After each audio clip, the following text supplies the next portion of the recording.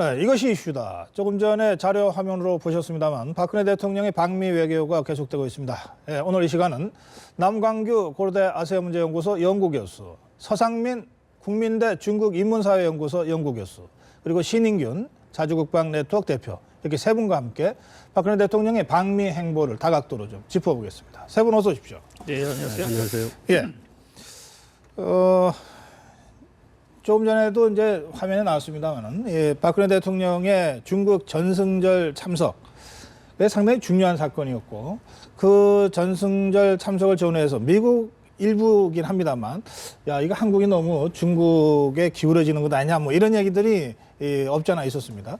이제 그런저런 어떤 우려나 논란들을 좀 잠재우려고 하는 측면도 있을 것 같고, 또 뭐 무엇보다도 이 한반도의 평화정착이라든지 뭐 이런 점들을 해결하기 위해서도 한미 간의 동맹이 좀 더 심화 발전돼야 되겠다. 뭐 이거 우리 국민들 다 느끼는 건데, 이번 박근혜 대통령도 그런 목적으로 지금 방미 행보를 하고 있는 것으로 이렇게 보입니다.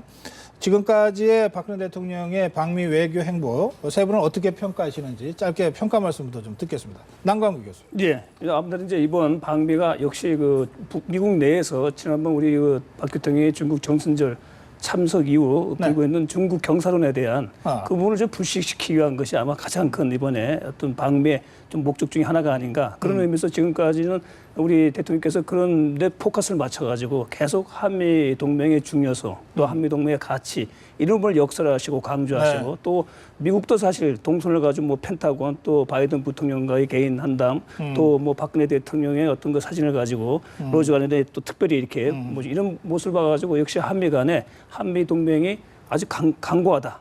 또 한미 동맹 그야말로 지금 최상의 상황이다. 이런 부분을 가지고 이제 보여주는데, 지금까지 어떤 그 박근혜 대통령의 방미 일정이 포커스를 맞췄고 그런 그래. 부분들이 어느 정도 좀 효과적으로 좀 전달되고 있는 것이 아닌가 그렇게 보여집니다. 두 나라가 함께 노력하는 것 같아요. 미국은 미국대로, 맞습니다. 또 예. 우리 정부와 우리 대통령대로 말이죠. 예, 신인균 대표. 네, 맞습니다. 두 나라 함께 노력하는 것 같습니다. 이제 의장대 사열이 전통적으로 그 원래 유럽 열강들이 해외 정상이 왔을 때 우리의 무장을 해제한다 당신을 위해서 이런 것에서부터 출발했거든요. 그런 사열을 다른 나라 정상들이 왔을 때 한 5분 또 최대 한 12분 했는데 16분이나 그런 어떤 그 의식을 보여줬다는 것은 우리의 중요도를 그만큼 높이 평가한다는 것이고. 지금 저 장면입니까? 펜타곤에서의 네, 그렇습니다. 의전. 네. 그런데 저는 또 박근혜 대통령의 연설 중에서 깜짝 놀랐던 게 미국의 아시아 재균형 정책의 핵심 지역이다. 우리 한국이 핵심 세력이다. 이렇게 이야기를 하셨어요. 네. 미국의 아시아 재균형 정책이 이제는 그 소련과의 냉전이 끝나고 중국과의 패권 경쟁을 이제 아시아에서 하기 때문에 아시아의 군사력을 집중한다는 말이거든요. 거기에 즉 그 미국의 아시아 재균형 정책은 중국과의 어떤 그 경쟁인데 여기에 대한민국이 핵심 세력이다. 지난달에는 중국이 열병식에 참석을 하셨고, 예. 오늘은 이제 그런 말씀을 하셨어요. 따라서 방금 남 교수 말씀을 하셨지만 중국의 어떤 열병식에 있었던 그런 것들을 불식시키기 위해서 굉장히 노력을 하고 있다 이렇게 볼 수 있습니다. 아니 뭐 원래 중국 가서는 중국이 제일 중요하다 그러고 미국 가서는 또 미국이 제일 중요하다 그래야 되는 거 아니에요? 그렇습니다. 속으로 어떻게 생각하든. 저 서상민 박사는 어떻게 평가하십니까? 특히 이게 중국 경사론을 불식시키는데 목표가 맞춰져 있다. 우리 남 교수도 또 신 대표도 그렇게 말씀하셨는데. 네. 저번에 중국 갔을 때 중국에서도 최고의 예우를 받았다라고 또 평가가 있었지 않습니까? 그랬죠. 예. 또 이번에 미국에 갔을 때도 역대 최고의 예우를 받고 있다 이렇게 평가가 있습니다. 이건 제가 보기에 경선론에 대한 불식이기보다는 그동안 박근혜 정부가 추진해 왔었던 신뢰 외교가 미국에게 어떠한 영향을 미치고 있고 또 미국이 그것을 어떻게 생각하느냐 하는 것을 미국이 실제로 보여주고 있는 것이 아니겠느냐 저는 그렇게 보고 있습니다. 원칙을 갖고 뚜벅뚜벅 가면 다른 나라들이 알아서 예우해 준다. 그런 말씀 같습니다. 신뢰 외교. 사실은 박근혜 대통령이 이 대북 정책에 있어서도 신뢰를 중요하고 있고, 뭐 그러다 보니까 한반도 신뢰 프로세스까지 나오지만 외교에 있어서도 이게 원칙을 딱 정해서 일관되게 가면 다른 나라 정부도 다른 나라 정상도 그 부분에 있어서 신뢰를 보내면서 양국이 좀 더 심화 발전될 수 있는 그런 점을 서상민 박사 지적하신 것 같습니다. 자, 그런데 이제 오바마 대통령과의 정상회담을 이제 해야 되는데, 역시 북핵 북한 문제가 제일 중요한 의제가 될까요? 그렇죠. 이제 네. 북핵 문제가 이제 가장 중요한 이슈가 될 수밖에 없는 부분들이 특히 약간 이제 북핵 문제를 둘러싸고 좀 동북아 환경이 좀 바뀌었습니다. 왜냐하면 이제 일단 북한이 이번 네. 노동당 창건 행사에서 뭐 일단 도발을 하지 않았던 부분하고 또 중국이 고위급 인사를 파견하고 그래서 뭔가 이제 중국이 북한에 대해서 핵 문제에 대해서 이제 본격적인 이전보다는 실질적인 역할을 하려고 하고 있고 네. 또 북한도 일단은 거기에 대해 가지고 간접적으로 이제 좀 중국에 거기에 대해 가지고 호응 관계처럼 볼 수 있거든요. 예. 이런 상황 속에서 한미 간에 분명하게 북한 핵 문제에 대해 가지고 분명한 입장을 보여줌으로써 이번에 만약에 북핵 문제가 다시 동북아에서 재개되어지고 또 육자되면 재개되어진다 그러면은 이번이야말로 이제는 북핵 문제의 마지막이 돼야 된다. 이게 해결이 되든지 안 네. 되든지 그런 입장에서 아마 한미 정상 사이에 북핵 문제에 대한 어떤 단호한 어떤 예. 뜻을 가지고 전달하겠지 않겠는가 이렇게 보여집니다. 이 한반도 정세가 예전과 좀 달라졌다라고 아까 잠깐 말씀하셨는데 그 굉장히 중요한 그 변화 요소 중에 하나가 중국의 태도 아니겠습니까? 예. 그 점에서 조금 전에 남광규 교수 중국의 고위 인사를 이 북한 노동당 창건이라 파견했다 이 대목까지 말씀하셨는데 이 서상민 박사가 워낙 중국 전공이시니까 이번에 북한에 간 류빈산이라는 사람 있잖아요. 네, 그렇습니다. 이 사람은 어떤 사람입니까? 류인사는 지금 정치국 상무위원이라고 그랬어요. 지금 서열 5위로 되어 있습니다. 서열 5위. 인데 예. 그 참 이 서열이 나오니까 네네. 서열 1위 있는 건 시진핑입니까? 네, 그렇습니다. 2위는 누굽니까? 리커청 총리. 총리. 그다음 네. 3위는요? 3위는 우리나라 국회에 해당하는 전국 인민대표대회의 장더장. 예. 우리나라로 치면 국회의장입니까? 예, 국회의장. 4위는 누굽니까? 4위는 위정성이라고 해서요. 우리나라로 치면은 일종의 정치협상회의 위원장인데 의장인데 우리나라에는 그런 기구가 그런 거 없군요. 없습니다. 예, 그리고 나서 이제 오위가 류인산입니까? 류인산. 이 사람은 어떤 일을 하는 사람입니까? 중앙 서기처 서기로서 후니타오 시대부터 지금 한 13년간 서기처 일을 맡아보고 있습니다.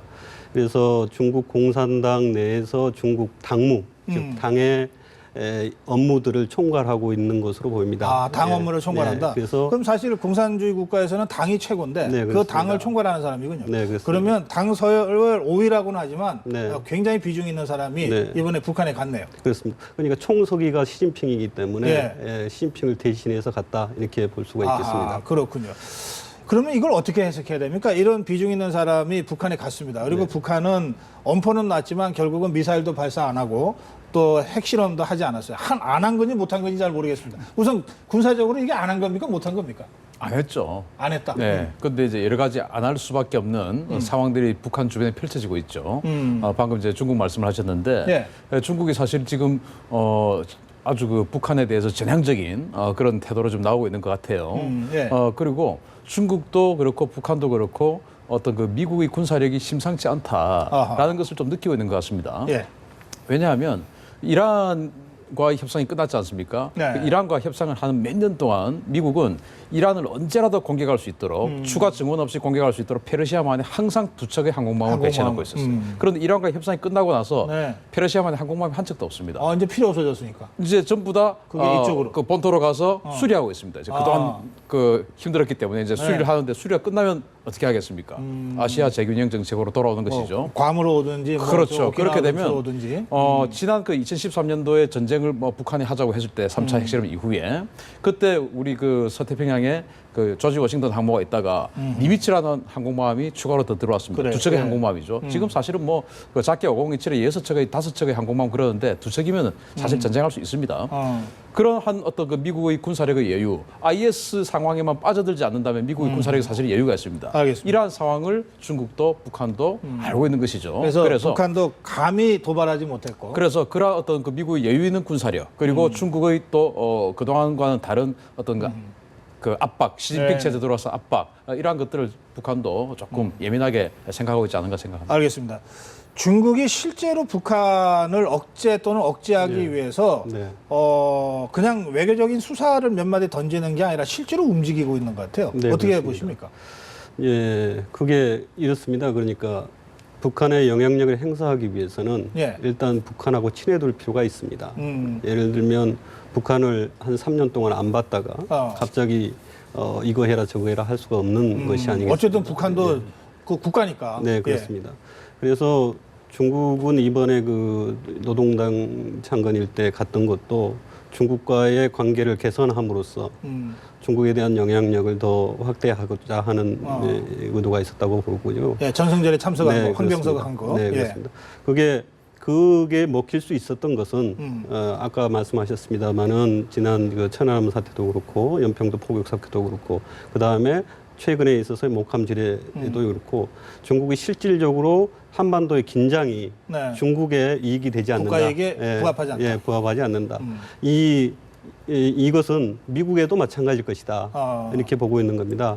그래서 한반도의 긴장이 격화됐을 때는 미국과 중국 간에 어쩔 수 없는 긴장이 또 격화될 수밖에 없는 처지에 놓여 있기 때문에 그래서 북한에 대해서는 최대한 가까워지고 그 가까워지는 과정에서의 억제와 억지를 시키는 과정으로 가고 있습니다. 북한의 군사적 도발이 중국의 국가 이익에도 부합하지 않고 미국의 국가 이익에는 당연히 부합하지 않아서 북한의 무력 도발을 또는 돌발적인 행동을 억제하는 것이 미국과 중국의 공통의 국가 이익이 된다. 네, 그렇습니다. 그런데 그걸 하기 위해서는 우선 조금 더 편해지고 친해져야 되니까 류인산을 보낸 거다. 지금 이렇게 해석하셨는데 남 교수. 예, 일단 유인산에 가가지고 구체적으로 이제 육자 회담에 대해서 얘기를 하고 왔습니다. 그 김정은에 대해서. 그래서 지금 중국 입장에서는 육자 회담을 어떻게 하든 지금 재개하는 것이 중국의 역할의 시작이거든요. 그렇죠. 근데 북한은 거기에 대해 가지고 기존 입장이 변함이 없기 때문에 또 한미는 기존에 북한이 약속한 걸 이행하다. 그래서 사실은 지금은 북핵 문제를 둘러싸고 중국이 북한과 한미를 한 축으로 한 이 사이를 어떻게 중재하느냐 이게 일차적인 겁니다. 그래서 사실 육자회담이 열리면 의장국이니까 그렇죠. 중국이 그만큼 존재감도 부각되고. 예, 만약에 그래서 이번에 지금 계속 정상회담이 열리고 지금 급박하게 돌아가는데 만약에 뭐 여러 가지 과정을 거쳐가지고 육자회담이 만약에 재개가 된다 그러면은 중국의 역할은 일단 상당히 성공한 것이다. 또 이제 중국의 어떤 그런 건설적인 역할을 이제 우리가 기대해 볼 수 있는 알겠습니다. 것이죠. 예, 남 교수가 육자회담 재개 문제를 조심스럽게 지금 말씀을 하셨는데. 신인균 대표 핵 전공하셨잖아요. 이란 핵 이 솔루션이 이번 북한 핵 문제 해결에도 적용이 될 수 있는지 말이죠.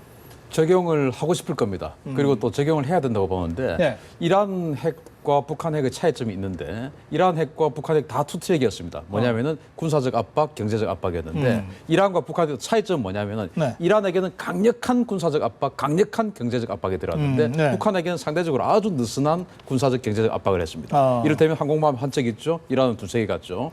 경제적으로도 이란에게는 세컨더리 보이콧이라 해서 이란과 무역을 하는 거래를 하는 은행까지도 미국에서 제재를 해버리지 않습니까? 그렇죠. 북한에게 아직 거기까지는 안 갔거든요. 따라서 그러한 강력한 투트랙의 이란 케이스 같은 강력한 투트랙의 압박이 들어가면서 대화를 끄집어내야 소득이 있는 것이 지금 이제 우리 박근혜 대통령의 기조가 완전하고 검증 가능하며 그리고 되돌릴 수 없는 그러한 어떤 그 정책으로 나가고 있지 않습니까? 그러려면은 강력한 투트랙이 들어가야 된다는 것입니다.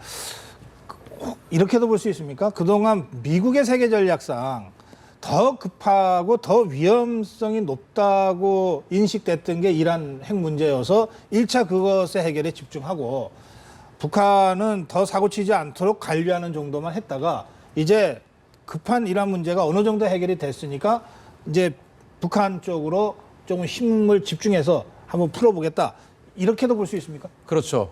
경제적으로 그 중동 지역이 불안정하면 미국의 물가, 경제 모든 것에 그렇죠. 영향을 미치지 않습니까? 그런데 이러한 것도 북한의 차이점은 이란은 핵을 그 1차 핵실험도 못했던 나라입니다. 그런데 북한은 3차 핵실험 아니라 지금 거의 뭐 완성 단계에 있는 상황이기 때문에 북한에게는 좀 더 신경을 더 많이 써야 될 부분이죠. 알겠습니다. 예.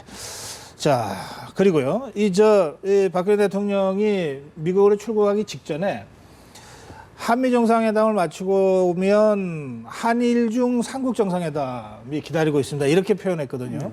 그리고 지금 미국에서도 한일중 삼국 정상회담을 사실상 확정 지은 상태에서 그 기간에 한일 정상회담도 하는 것으로 거의 지금 결론이 내려진 상태 아닙니까? 그런데 이 문제와 관련해서 우리 국민들은 아니 일본이 위안부 문제나 역사 문제에 대해서 입장 바꾸지 않았는데 이거 꼭 해야 되냐 이렇게 문제 제기하는 분들도 있을 것 같습니다. 서상인 박사는 이 문제는 어떻게 보시는지요? 지금 동북아 형국을 보면요 이렇습니다. 그러니까 일본 같은 경우는 한미일 이 삼각 협력 체제를 기반으로 해서 중국을 어떻게 하면 견제할 수 있을까에 초점을 맞추고 있고 과거사 미국이 일본이요. 일본이 그다음에 과거사 문제는 이것의 하부 요인이기 때문에 거론하지 않는 걸로 되어 있습니다. 그리고 중국 같은 경우는 한미일 이 삼각 동맹 체제가 자기를 견제한다고 보기 때문에 어떻게 하면 한국을 중국 쪽에 더 끌어다니면서 이 견제를 약화시킬 것이냐는 걸 고민하고 있는 모양입니다.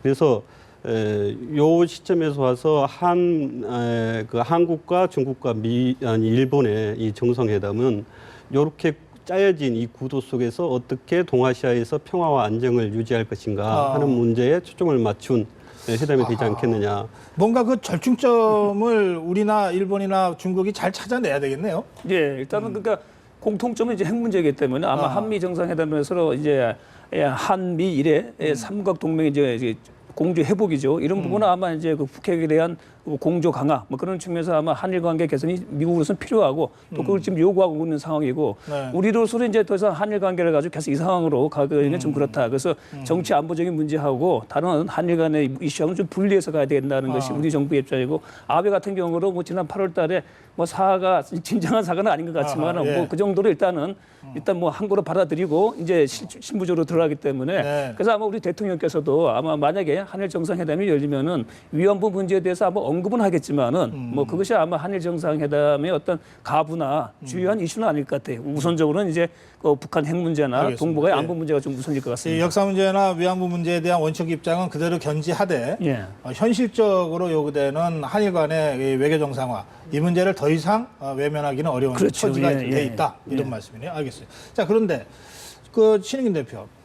그 이번 국회 본회의 질의 과정에서 황교안 총리가 이 일본 자위대의 그 한반도 작전 문제와 관련된 질의에 답변하는 과정에서 뭐 약간의 혼선이 있었는데 어쨌든 우리 정부가 사전에 협의하지 않고 승인하지 않으면 한반도에 못 들어온다. 지금 황 총리의 답변은 그렇게 해석하면 됩니까? 그건 맞습니다. 네, 그것은 뭐 엄연한 사실이고요.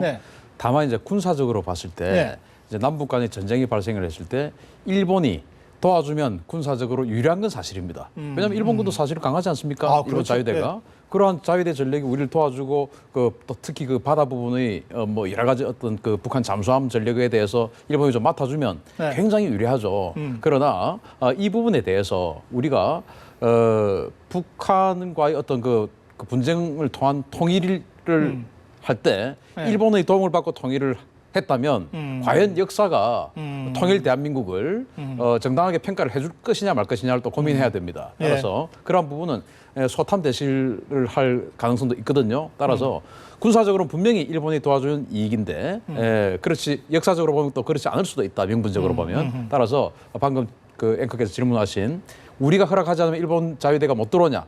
분명히 못 들어옵니다. 그것은 사실입니다. 알겠습니다. 이것저것 짚다 보니까 시간이 다 돼가지고 이제 마지막 마무리 말씀을 좀 드려야 되겠는데 그 오바마 대통령과의 한미 정상회담을 지금 앞두고 있으니까요. 박근혜 대통령이 어떤 점에 또 오바마 대통령과의 정상회담을 하면 이제 방미 외교가 일단락되거든요. 그러니까 어떻게 하면 이번 그 방미 외교를 좀 성과를 극대화하면서 잘 마무리할 수 있을지 마무리 좀 조언을 한 말씀 해주시면 좋겠습니다. 남광국 교수. 예, 우선 뭐 안보 문제는 계속 해왔기 때문에 거론되어 있지만 역시 한미 동맹 또 한미 동맹이 이제는 단순한 군사 동맹이 아니라 하나의 가치 동맹으로 발전하지 않습니까? 그 부분에 대한 한미 두 정상의 확고한 의지와 비전이 이번에 다시 한번 또 나왔으면 좋겠습니다. 남 교수 저 가치 동맹이라고 그러셨는데 사실 이번에 박근혜 대통령이 여러 차례 얘기했습니다. 자유, 민주주의, 인권이라고 하는 이 인류 보편 가치를 기반으로 한미가 함께 가자. 예, 그러면서 동시에 이제 우리 어떤 통일에 대한 의지, 여기에 대한 또 미국의 어떤 지지 이런 부분이 이제 좀 담겼으면 좋겠습니다. 알겠습니다. 자, 신익인 대표. 자, 이번 그 정상회담의 핵심 의제는 바로 북한 핵입니다. 지금은 더 이상 미룰 수도 없고 하기 때문에 그 한미가 뭐 어떤 외교적 수사로 아름다운 미사여구 그 말고 정말 북한의 핵을 포기시키고 동결시킬 수 있는 확실한 방안을 내주기 바랍니다. 그것은 바로 강력한 대화든 대화와 압박이 동시에 강하게 대화를 들어가고 강하게 압박이 동시에 들어가야 효과가 있다라는 전례를 우리가 기억해야 됩니다. 지금 오바마 대통령이 임기가 얼마 안 남아서 과연 지금 강력한 걸 할 수 있을지는 또 다른 차원의 문제입니다만 네. 그러나 우리 입장에서는 미국 정부가 요구하는 것이니까요. 오바마 대통령 개인한테 요구하는 게 아니기 때문에 신인근 대표의 말씀도 잘 좀 참조가 됐으면 좋겠습니다. 자, 서상인 박사. 네, 그동안 그 분단 70년 동안 북한 문제, 특히 한반도 문제를 해결하기 위해서 여러 정부에서 여러 가지 대안을 가지고 추진해 왔습니다. 최근에 그 목함지뢰 또는 그 포격으로 인한 도발 과정에서 박근혜 정부가 이를 성공적으로, 즉 미국과 중국과의 협력하에 성공적으로 이를 관리를 했다는 것입니다. 그래서 북핵 문제 역시 이와 같은 방안으로 해결할 가능성이 높아 보이고요. 네. 그렇다고 그런다면 박근혜 정부식의 북핵 해법 모델 같은 것들을 이 그 한미 정상회담을 통해서 아마 제시를 하고 미국의 동의를 받지 않을까 이렇게 저는 봅니다. 박근혜 대통령 방식, 박근혜 스타일의 북핵 해법을 어떻게든 만들어낼 수 있다. 네. 또는 만들어내야 된다. 이렇게 조언하셨습니다. 네, 오늘 말씀 여기서 마무리합니다. 고맙습니다.